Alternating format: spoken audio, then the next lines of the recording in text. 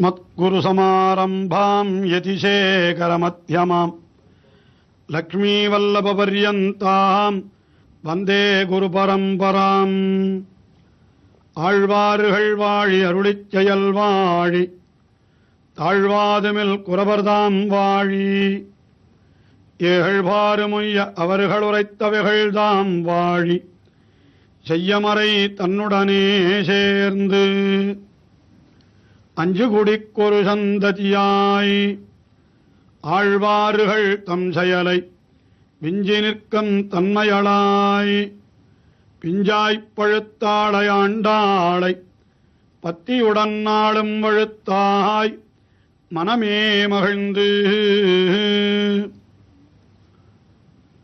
கண்ணனே கணவனாக அடைய வேணும் என்று பாரித்த ஆண்டாள் தன்னுடைய அதற்கான துடிப்பையெல்லாம் பாசுரங்களாக வெளியிட்டு கொண்டு வந்தாள். அதிலே திருப்பாவைக்கு பிறகு நாச்சியார் திருமொழி, அதிலே நாம் கீழே அனுபவித்த 6வது திருமொழியிலே கண்ணபிரான் தனக்கு மணவாளனாக அமைந்து கண்ணனுக்கும் தனக்கும் நடந்த அந்த திருமணத்தை தான் கனவிலே கண்டதாக தோழிக்கு சொன்னாள். வாரணம் 1000 சூழ வலம் செய்து என்று அந்த கண்ணபிரான் ஊருக்குள்ளே நுழைந்தது முதற்கொண்டு கடைசியிலே கைத்தலம் பற்றினது, அம்மி மிதித்தது, பொறிமுகந்தட்டியது என்று எல்லாவற்றையும் கனவிலே கண்டதாக அப்படி ஆண்டாள் தெரிவித்தாள். ஆனால் கனவு என்றால் என்ன? அது முடிந்து போய்விடும். விழுத்தி எழுந்தவாறே அந்த கனவு எல்லாம் கனவிலே கண்டவைதான் என்ற எண்ணம் ஏற்பட்டு விடுகிறதல்லவா? ஆனால் அந்த கனவிலே கண்ணனோடு இவளுக்கு சம்ஸ்லேஷம், அதாவது அவனோடு கூடவும் பெற்றாள் இவள் என்றே பெரியவாச்சான் பிள்ளை வியாக்கியானத்திலே காட்டி அருளுகிறார். அதற்கு பிறகு அந்த கண்ணபிரானுடைய திருப்பவளம், அதாவது அவனுடைய திருவாயிலே ஊறுகின்ற அமிர்தம் என்ற அவற்றையெல்லாம் அனுபவித்து மகிழ வேண்டும் என்ற ஆசை இவளுக்கு ஏற்படுகிறது.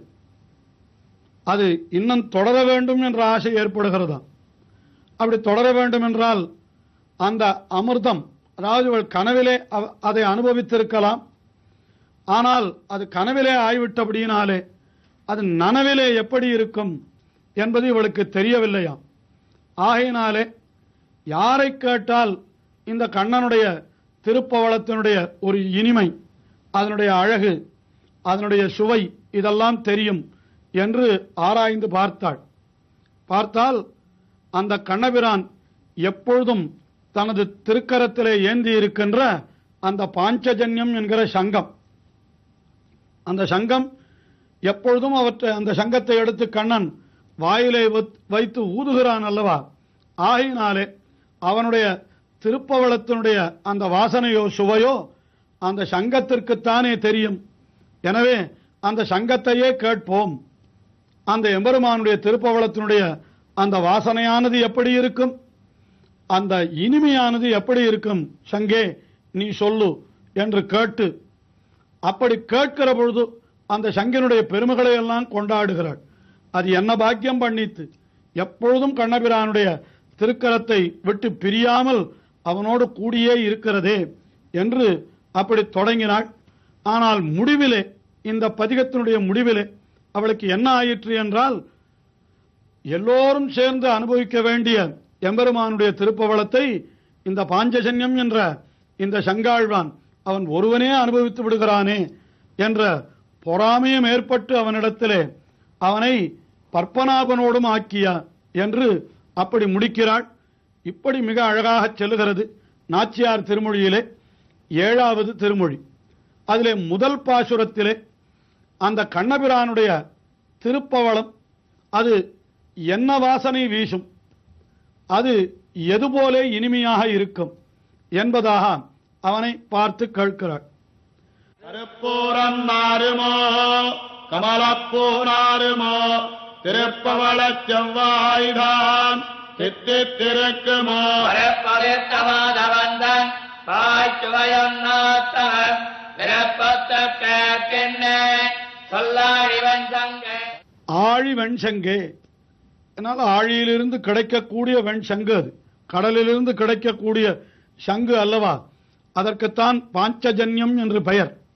அது அடுத்த பாசுரத்திலே அதை பற்றி தெரிவிக்கப் போகிறாள். அந்த ஆழி சங்கு, அதுவும் வெள்ளை வெளேரின் இருக்கக்கூடிய ஒரு வலம்புரி சங்கு, அதை பார்த்து சொல்லுகிறாள், ஆழி வெண்சங்கே நீயே சொல். என்ன சொல்ல வேண்டும் தெரியுமா?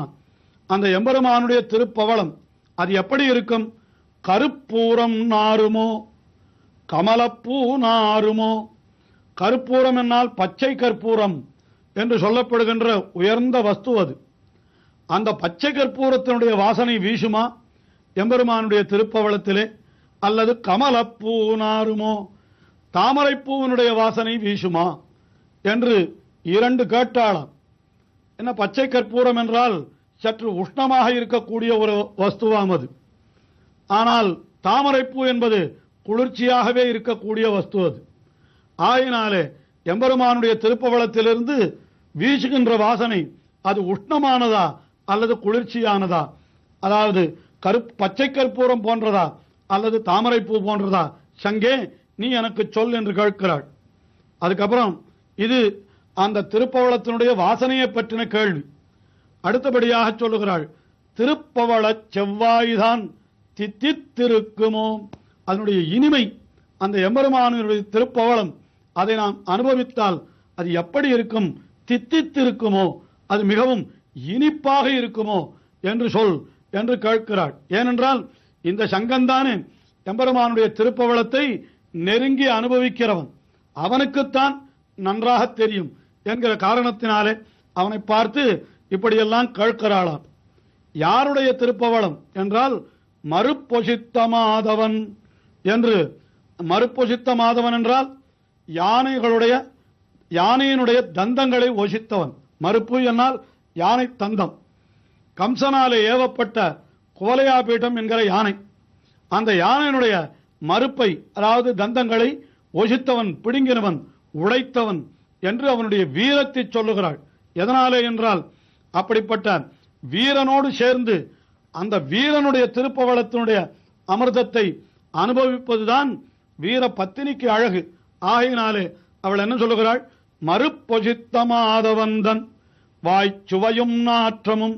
வாயிலே தோன்றுகின்ற அந்த சுவை அது தாமரை பூவா கற்பூரமா? நாற்றம், அதாவது அதுதான் நாற்றம் கேட்டாள். சுவை என்னால் அதுதான் தித்தித்திருக்குமோ என்று கேட்டாளே. ஆகினாலே வாய்ச்சுவையும் நாத்தமும் இதை அறிய வேண்டும் என்று விருப்புற்று கேட்கின்றேன். மிகவும் விருப்பத்தோடு கேட்கிறேன். ஏதோ கனவிலே அதை அனுபவித்தார் போன்ற ஒரு நினைவு ஏற்படுகிறதே தவிர அது இப்பொழுது எனக்கு நீடித்து நிற்கவில்லையே. நீ என்றோ நீடித்து நிரந்தரமாக இதை அனுபவித்துக் கொண்டிருக்கிறாய்.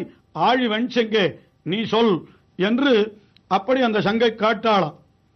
அடுத்தபடியாக இரண்டாவது பாசுரத்திலே அந்த சங்கனுடைய வரலாறு, அவன் எங்கிருந்து வந்தான் எம்பெருமானுடைய திருக்கரத்திலே என்கிறதையும் தெரிவித்து நீ எப்படிப்பட்ட பாக்கியத்தை பெற்றிருக்கிறாய் என்று அந்த சங்கை கொண்டாடுகிறாள். பிறந்து கருதாது பஞ்சஜனன் உடலில் வளர்ந்து போய் ஊழியான் கைத்தலத்திடரில்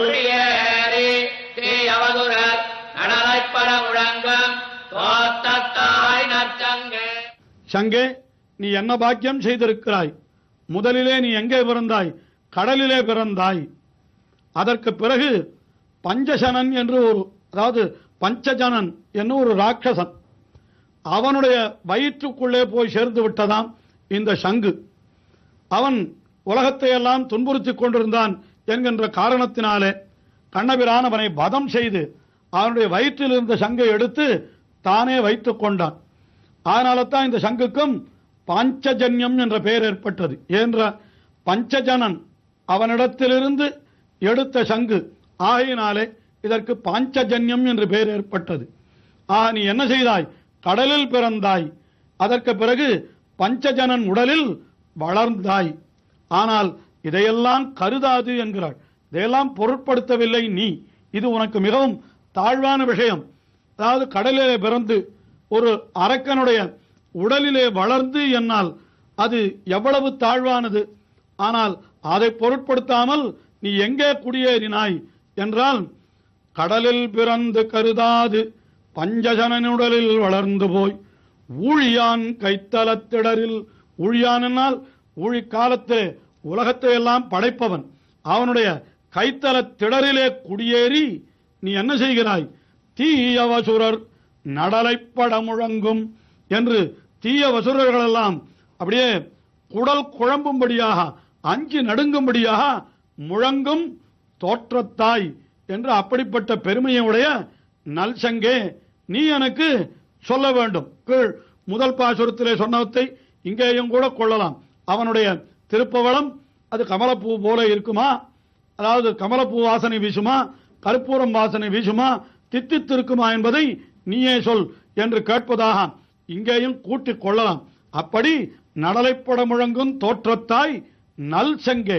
என்ன நல் சங்கே? எத்தனையோ சங்கங்கள் கடலிலே இருந்தாலும் இந்த ஒரு சங்கத்திற்குத்தானே எம்பெருமானுடைய திருக்கரத்திலே ஏறும்படியான பாக்கியம் கிடைத்தது. ஆயினால் அவனை நற்சங்கே என்று கொண்டாடுகிறார்கள். எப்படி கண்ணன் மதுரா நகரத்திலே வசுதேவருக்கும் தேவகிக்கும் பிறந்தான், அதற்கு பிறகு கம்சனுடைய பார்வைக்கு மிகவும் நெருங்கி இருந்த திருவாய்ப்பாடியிலே வளர்ந்தான். அதே போலத்தான் சங்கம் கடலிலே பிறந்து பஞ்சஜனன் உடலிலே வளர்ந்தது. அதற்கு பிறகு கண்ணன் என்ன செய்தான்? துவாரகையிலே, அதாவது மதுரா நகரத்திலிருந்து துவாரகைக்கு சென்று குடியேறி அங்கே இருந்து கொண்டு பல பல அசுரர்கள், சிசுபாலன், தந்தபக்திரன், ஜராசந்தன் என்ன எத்தனையோ அசுர ராட்சசர்கள் அத்தனை பேரையும் அழித்தான். அதுபோல இந்த சங்கம் அது தீய அசுரர் நடலைப்பட முழங்கும் தோற்றத்தாய் என்று சொல்லும்படியாக அந்த தீய அசுரர்கள் எல்லாம் பொடிபடும்படியாக பாரத யுத்தத்திலே கண்ணன் பாஞ்சஜன்யத்தை எடுத்து ஊதினான். சகோஷோ தார்தராஷ்டிரானாம் ஹிருதயானி வியதாரயத்து என்று திருதராஷ்டிர புத்திரர்கள், துரியோதனாதியர்கள் அத்தனை பேருடைய ஹிருதயமும் அப்படியே வெடித்து விட்டதாம் இந்த பாஞ்சஜன்யமாகிற சங்கொலியை கேட்டு. அப்படி நடலைப்பட முழங்கும் தோற்றத்தாய் நல்சங்கே என்று இரண்டாவது பாசுரத்திலே கொண்டாடுகிறாள். இந்த அனுபவம் இன்னும் தொடர்கிறது. தொடர்ந்து அனுபவிப்போம்.